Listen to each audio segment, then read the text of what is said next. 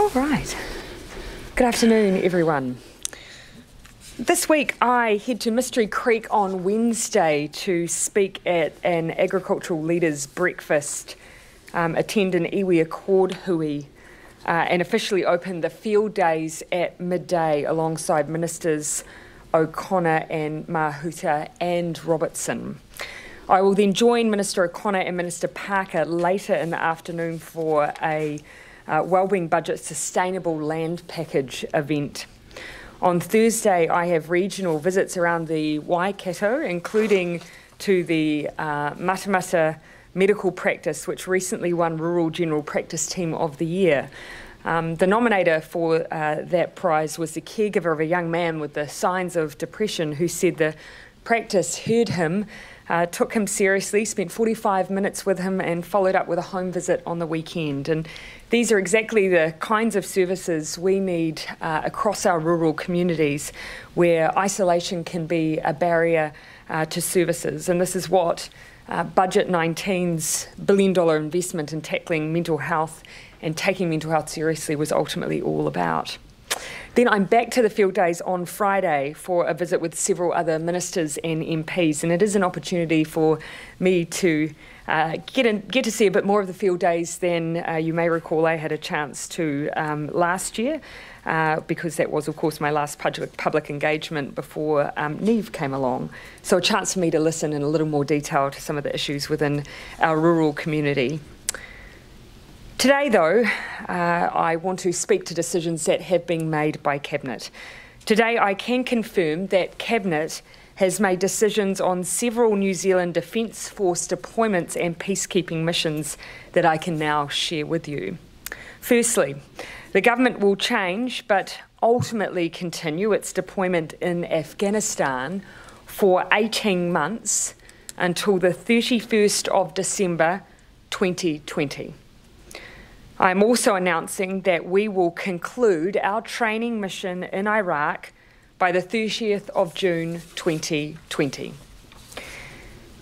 In 2015, New Zealand made a commitment to the Iraqi government to train the Iraqi security forces to help rid Iraq of the global terrorist threat posed by ISIS.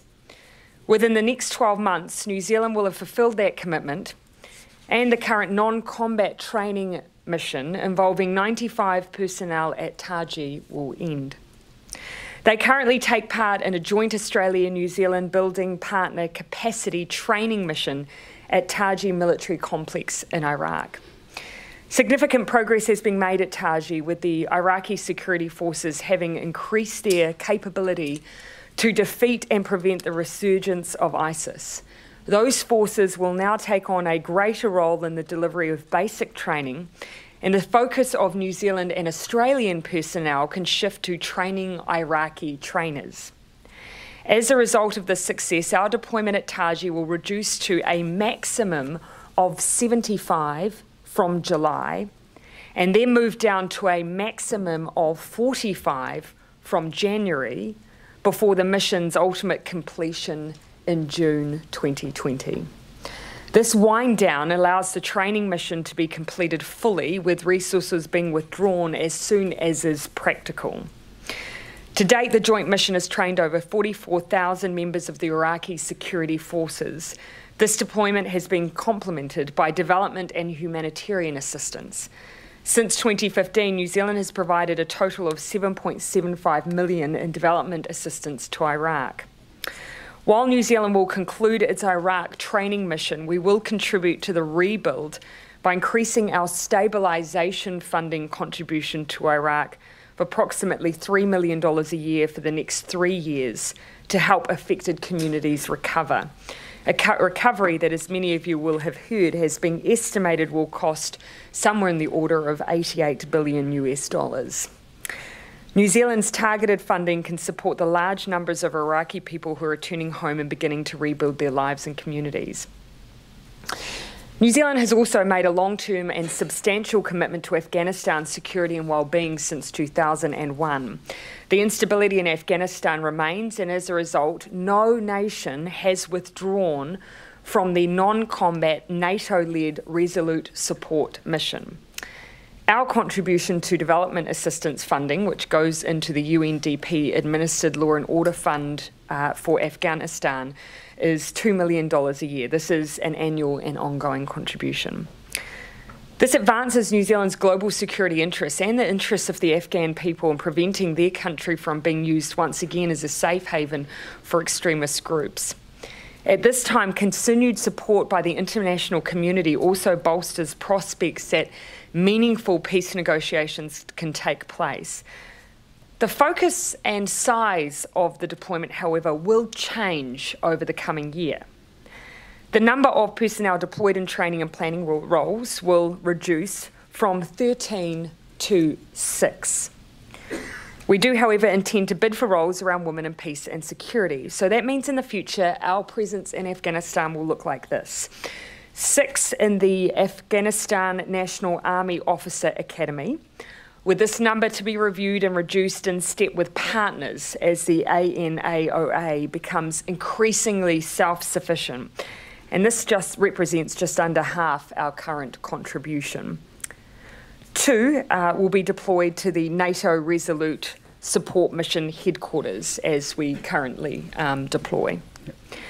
And then up to 3 personnel to support women, peace and security, reconciliation and reintegration efforts in Afghanistan, subject of course to bidding for and securing such roles within the NATO mission. So just to be clear, we are reducing our deployment to the Afghanistan National Army Officer Academy, but seeking instead roles in the women, peace and security and reconciliation area. We see that as fitting New Zealand's values and ultimately our ambition for Afghanistan going forward. New Zealand will also continue to participate in the multinational information sharing and intelligence mission Operation Gallant Phoenix, based in Jordan. This contribution was publicly discussed for the first time when the case of a New Zealand hostage in Syria was raised. This operation was initiated in 2013 and New Zealand joined in 2014 to support efforts to uncover information relating to the location of a New Zealander taken hostage by ISIS. Through that initial involvement, New Zealand was made aware of the broader work of the operation and the benefits to New Zealand's national security of further collaboration. And in 2017, the previous government agreed to expand New Zealand's involvement to include the broader work of the operation. The government recently agreed to continue the mandate for a small number of personnel, less than 10, to the operation for 18 months until December 2020. Operation Gallant Phoenix enhances contributing nations' ability to understand and respond to current, evolving and future terrorist and more broadly violent extremist threats through information sharing and intelligence relating to violent extremism in Iraq and Syria and globally. This information is then passed on to relevant law enforcement agencies.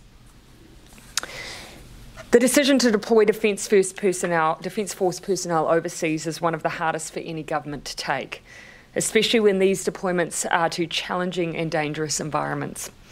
The government has weighed a number of factors, including carefully considering the risks to our servicemen and women based on advice from the New Zealand Defence Force. The decisions themselves were taken following careful Cabinet deliberations. And to speak further on that, I'd like to hand over to Minister Mark. Thank you, Prime Minister. February last year I visited the deployments at Taji in Iraq and I visited troops in Afghanistan. It was clear to me that our New Zealand Defence Force personnel on the ground were making a difference, that difference and their presence was highly valued, and that people felt that we made a strong contribution. All of our partners and friends made that very clear to me. They particularly commented on the manner by which our Defence Force personnel went about their job with humour, humility and a unique cultural competency. In Iraq, our joint training mission with Australia has accomplished what it set out to do. Upon our departure, we will leave behind an institution that, thanks to our combined efforts, is well positioned for the Iraqi army to take over the delivery of their own training. In Afghanistan, New Zealand will continue to make a valued effort to security and stability through training and mentoring and institution building.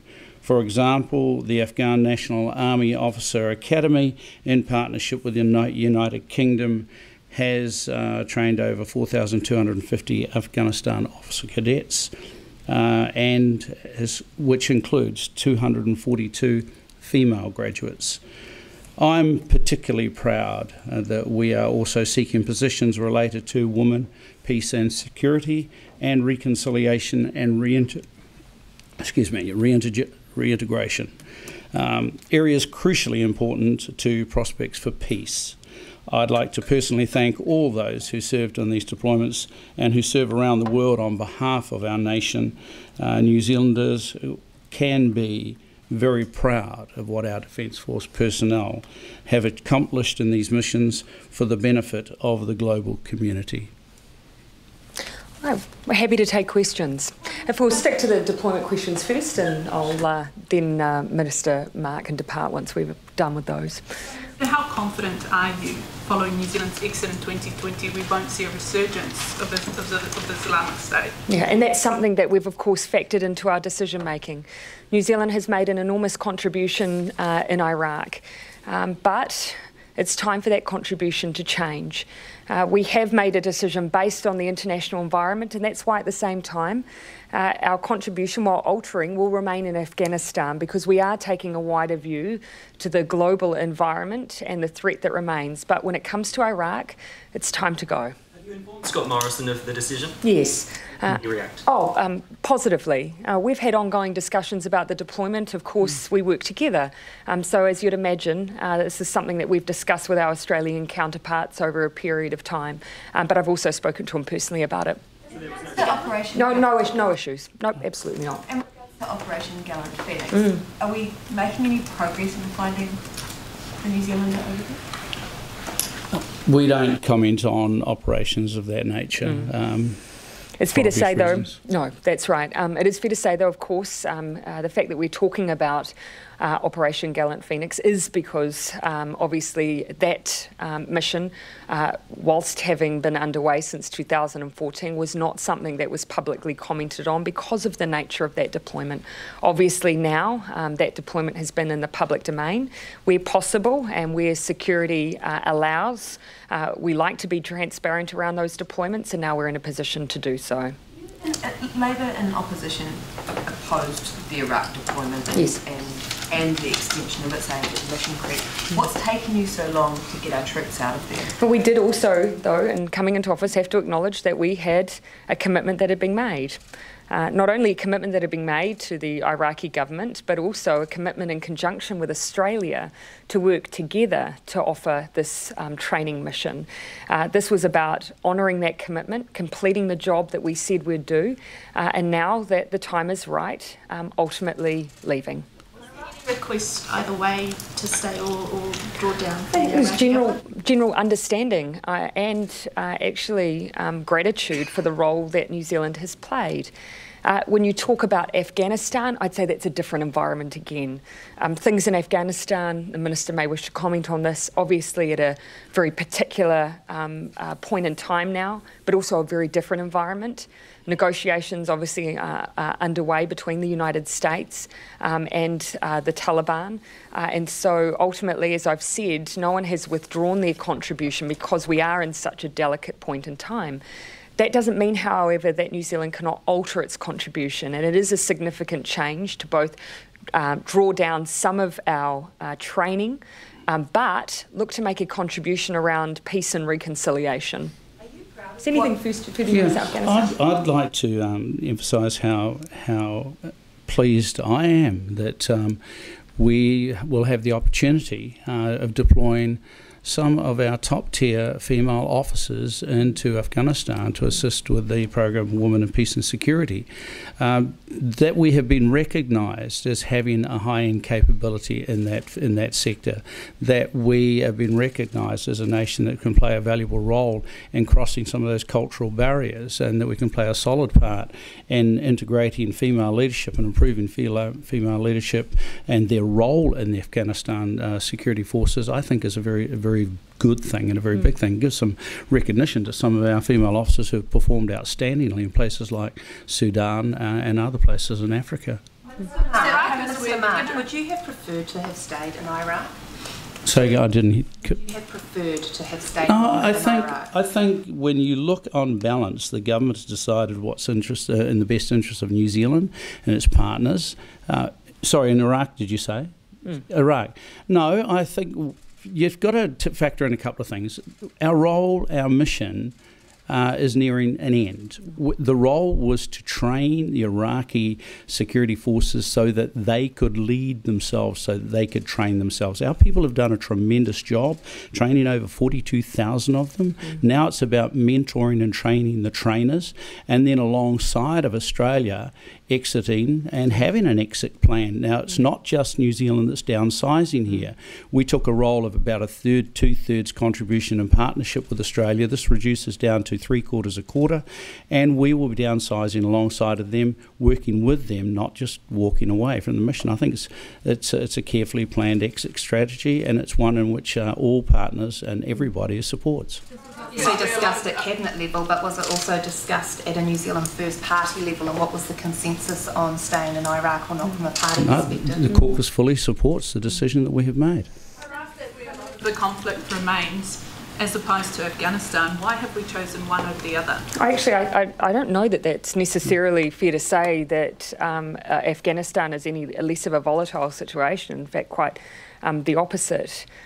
Certainly Afghanistan, the view is that it will be a generational project to bring stability and reconstruction and then to bring back a normal way of life into Afghanistan. Ultimately, we, however, wish to change our role there to move more towards that peace and security role, and that's why you see a decrease in our contribution around the training academy and a new addition that we will be seeking new roles around peace and reconciliation. But again, I think just look at the contribution of the international community in Afghanistan to see that ongoing role. Labor's opposition to the deployment, are you proud of what the troops have done there? I'm always proud of the work our servicemen and women do abroad, absolutely, because ultimately they respond to the call that's made at the time by any government of the day. They perform duties in line with the decisions of the government of the day, and they serve us incredibly well. No matter where I go in the world, the feedback I always have is that our troops, whether it's been historically in places like East Timor or in the Pacific, always work alongside the community that they are deployed to, and that is a significant distinction in the way that many other armed forces operate. Was it the right decision to send them there in the first place? Actually, it's not my job now to make that decision. It's my job now to determine whether they should stay. I think they've done an incredible job, but their job is coming to an end, and now it's time to bring them home and to look at the contribution that our Defence Force can make elsewhere. Say that job has been successful? Look, the job was to train, and they have done that, and now they're in the position of training trainers. Now, our focus often is to try and ensure that we are in a position to leave. You never want a situation where, of course, you build reliance. It's about increasing the capability and capacity and supporting those who are in government, and ultimately we were there at the invitation of, and that is what has happened. Henry. Of support staff, NZDF support staff that are staying on at this point, how likely are they to stay on post-June? So those in headquarters that are supporting the training role stay through to the point that the deployment ends, and then that concludes at the same time. SAS troops remain in Iraq or Afghanistan? Sorry, Will any SAS troops remain in Iraq or Afghanistan? I wouldn't discuss SAS troops per se. That's special operations. If you're asking us for the trainers withdrawing, the trainers are part and parcel of this deployment. And as the Prime Minister has stated, the numbers will go down to 75, down to 45, and then they will all withdraw, all of the elements. This coalition, the press release says that that'll be reconsidered by Cabinet next year. Oh, sorry, are you talking about Afghanistan, Henry? No, just to clarify. In Iraq, a small number of support staff in the Defeat ISIS coalition. Yes, in the headquarters. Are they definitely coming home? Yes, my recollection of those individual staff is that they're currently supporting the deployment out to June 2020. No role for New Zealand in rebuilding Iraq? A role in rebuilding. You know, at the moment, of course, we're talking about continuing that support through stabilisation funding, and the amount that we're looking to provide is an increase on what we've previously provided. So that's the amount. That is the way in which we're supporting that at this point. For a commitment of personnel? Not seriously or in great detail. Of course, there are different deployments at present in that space within NATO and the EU, but those are very specific roles at the moment that we didn't necessarily believe we were best placed to fill. Mark, yes. Are you just to clarify your earlier comment, did Australia say that have you had indication from Australia that they're withdrawing as well? It's not for us to announce Australia's long-term plans in Iraq, but what I can tell you is they're aware of ours and supportive of our decisions. There is absolutely no issue with our decision to make that withdrawal in June 2020, but ultimately it's for Australia to talk about their own timelines. Their deployment has changed, though. Minister of Defence said. Sorry? Yes, I think their deployment has changed, but it's not for me to ultimately put a date on their decisions or the end of their deployment. Does the same go for the United States? Around they're absolutely, yeah. Look, keeping them informed. We keep our partners who we work alongside informed of our deployment decisions. Including NATO. Yeah, and NATO, of course. Gauri's Gauraman said it's been a very constructive exercise working with you on these issues. She says the Greens strongly advocated for an end to our military deployments in the Middle East, and I congratulate Cabinet on its decision.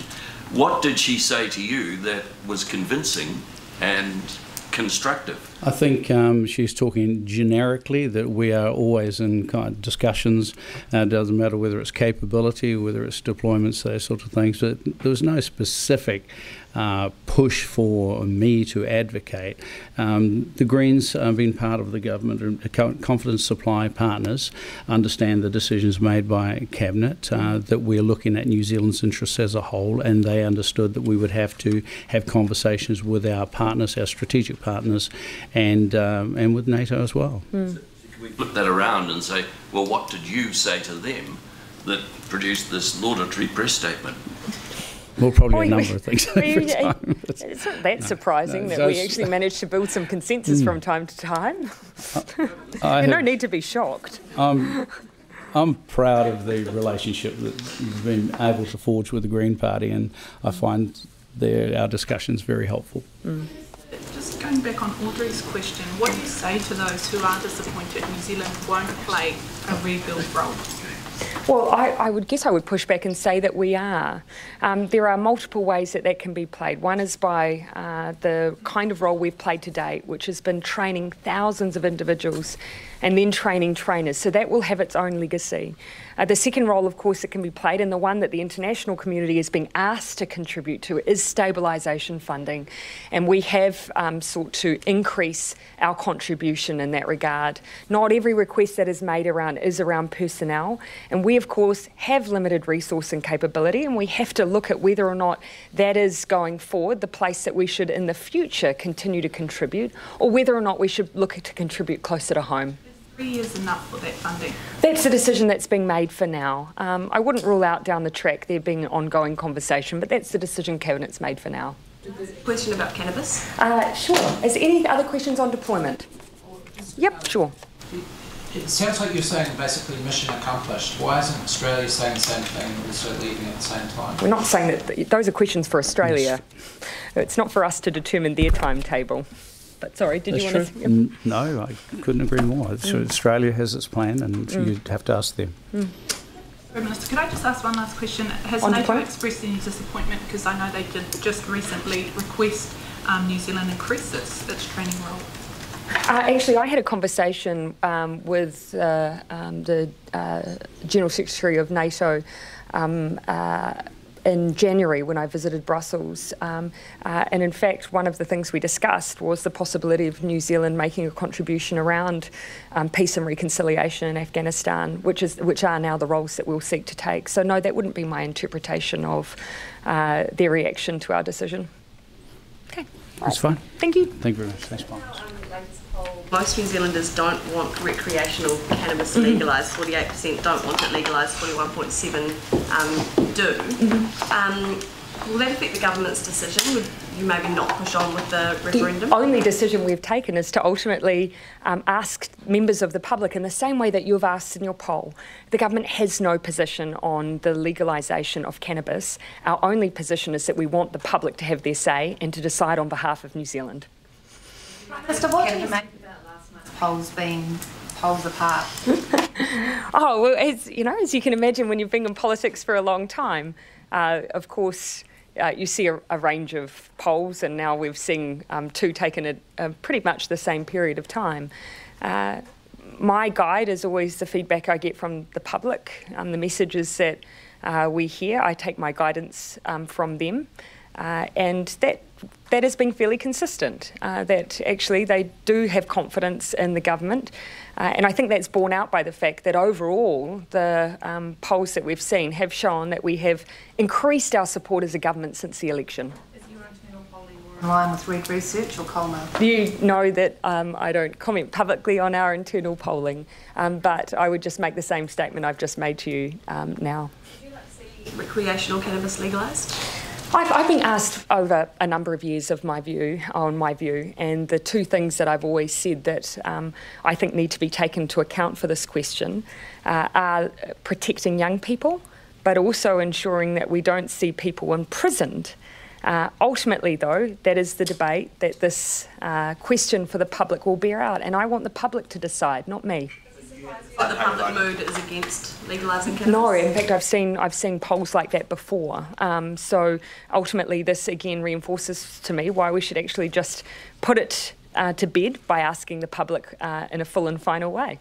Do you expect that it won't happen? I have no expectation. I think the debate needs to be had, but this allows us to put it to bed, and the public can be the ones that can determine which way it goes. But you're making your position public on how you will be voting. At this point, my inclination is perhaps not to, because this is a public decision. We don't have a government position, and this is something I want people to only be persuaded by their own personal opinion and the facts that are before them. And from voting in the referendum. Did you expect other members of your government to also not? No, not necessarily at all. No, people will have their own views. This is ultimately a conscience vote. There is no government position. People will vote individually as individual voters in the same way that every member of the public will. My vote will be as good as my neighbour's vote. Vote or you'll abstain? Yes, I will vote, but debating whether or not that's something that I'll publicly share which way I'll go, because I actually want the public to decide. A decision on that, because don't people sort of look to you for an example? Yeah, but I think ultimately what they also will need from me is ensuring that there is good public information available from trusted sources. And so I see my role as well as making sure that we can facilitate that. People will want to consider their options. And so I think I have a role to play there. So that's something I'm giving consideration to. How many people are in prison for smoking marijuana? It's a small number. The last time I looked, I think the issue is separating out whether or not they have multiple offences. But it is for the single offence, it's been a small number. But there are people imprisoned. Prime Minister, why did you sit on the GCSB advice the day before the budget and not release that in the midst of all that hack? I don't think that's a fair characterisation. I'm happy to clarify statements that I've seen, because there does seem to have been some confusion. And whilst ultimately I do think this is something that we need to await the SSC to independently get into some of that detail, what I am happy to clarify now is, of course, that at the time that the statements were made by Treasury and indeed the Minister of Finance, no minister received any advice at that point by the GCSB at the time those statements were made. Yes, I am. Can you say what time Andrew Little received that advice? After the fact. It was later in the evening, but it was absolutely after Treasury put out their statements and after the fact that the Minister of Finance put out his. Another statement. So why didn't Grant Robertson then put out another statement clarifying or correcting his previous one? I think it's fair to say there was, whilst there was different views on the language, there was no clarity around what in fact had happened. Of course, that information was not received until Wednesday evening. So what did Andrew have that information say to Andrew Little? Again, this is where I want to allow the State Services Commission to get into some of that detail, to provide, if I can finish my answer. The State Services Commission, of course, have outlined that they will be looking into the advice and information that was provided to ministers and the reliability of that advice and information. It is fair to say that whilst no minister received any advice from the GCSB at the time that the Treasury put out their statement and at the time the Minister of Finance put out his, Later in the evening, by several hours, GCSB then disputed some of the language that was used. You'll see from that point ministers did change their language. But this was a matter for the police, not a matter for us, and so that is where it was left. Little pass on those concerns because he. Sorry, Jessica. When he received that information from GCSB, how did he convey that to you and to the Finance Minister in what way? Again, this is where I do want to leave the State Services Commission to get into the details of that. But it was absolutely after the fact that all public statements had been made. It was that same evening. Of course, though, that level of detail, I think it is helpful if we have it independently explored and that timeline built in that regard. Pass on that advice to you or the Finance Minister. Henry, I'll take Henry and then I'll take over. Do you expect the State Services Commission to look into communications between ministers that have no involvement of any other? I think the advice, it's absolutely fair and reasonable that SSC will look at the advice provided by departments to ministers. To you and Robertson, which is not advice. Again, what I've set out is that all of that information and advice was provided after statements were provided, and that conversations were had later in the evening, both with ministers and between ministers, but all of it was after the fact that statements were put out. And I do think it's helped to clarify that. Andrew didn't pass on that advice to you or Grant Robertson? Again, ministers were receiving different information from different sources over the course of that evening. We all found out generally or later in the evening around similar timeframes. All of it was after the fact, though. In the report, in the Ongla report? I expect that kind of information will likely be revealed. I imagine it would. I see no reason why it wouldn't. Again, the important, I think, timeframes to again highlight are that it was after the fact on the Tuesday and that we actually had no clarity, again, I want to put emphasis on this, as to what actually had happened until the Wednesday early evening. So that was when we finally had some sense of what in fact had happened. Tuesday night it was simply a dispute over language, but we still had no clarity. The only one who had any clarity was Simon Bridges. Prime Minister, are you saying the conversations between Minister Little and Minister Robertson, potentially yourself, will all be part of the State Services Commission report, despite the fact that that doesn't fit the terms of reference? Are you promising the public that that information... I'm telling you here now that the ministers, it was brought to our attention later in the evening. So I'm giving you clarity now that, yes, later in the evening that was brought to our attention, regardless of who or how the wherefore. The most important thing is that all of it was after statements who had already come out from the Treasury and the Minister of Finance. Those statements were made without any information from the GCSB. What I'm asking is that the Minister's conversations are outside of an investigation and we take your word for it, yet Gabriel McCluth's statements have to be investigated. What's the difference? I'm giving you clarity now around that. It was after those statements were made. And again, regardless of who had the information, ministers were informed later that evening. And I think that really answers the question at the heart of this, which is, did we know at the time the statements were made? The answer was no. Did we know what exactly had happened? Not until Wednesday. We knew there was a dispute over the language that was being used. You'll notice from then on, ministers used the word unauthorised access, and that was very deliberate. I'm just going to wrap soon, because I notice we've got... It doesn't instill a lot of confidence in the government, does it, that ministers and departments, including your spies and the Treasury, were all talking at cross purposes and no one seemed to know what was going on? I think, again, that's why it is important we allow the State Services Commission to do their job. They are looking into the information that was provided to ministers.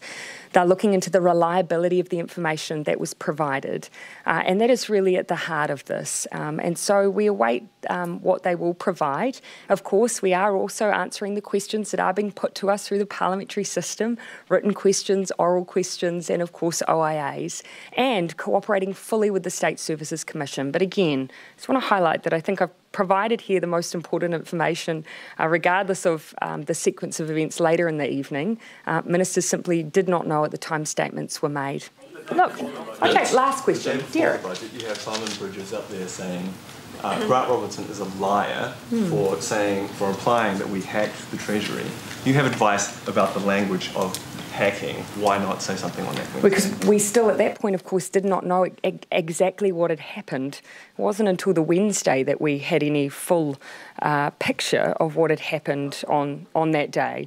All we knew was that there was a dispute over the language that was being used, and that was unauthorised access, which is why we, of course, changed our language. Again, I would highlight there was one person who could have clarified everything, and that would have been the Leader of the Opposition. Last question. The GCSB were unequivocal in their advice to Treasury it wasn't a hack, so why would the dispute sort of, I guess, favour Treasury's definition of a hack over the GCSB? No, and look, to be clear on that, we did change the language at that point. But if you're asking me whether or not there was a full picture at that point of what exactly had happened, no, that didn't come until later on Wednesday. We knew there was a dispute over language. The language changed from that point forward. But again, this at this point was a matter for the police, not for us. All right. This is last, Richard. What does this say about the ability of the National Cyber Security Centre to monitor and evaluate threats to cyber security if by Tuesday night they did not have any clarity on what had happened to Treasury? Well, of course, they had a view on what it was not, but at that point they did not have a view exactly at what had occurred. And that, of course, is why it's so important that we have that independent view of the State Services Commission. And to understand why, I'm very keen to allow them to do their job. All right, thanks, everyone.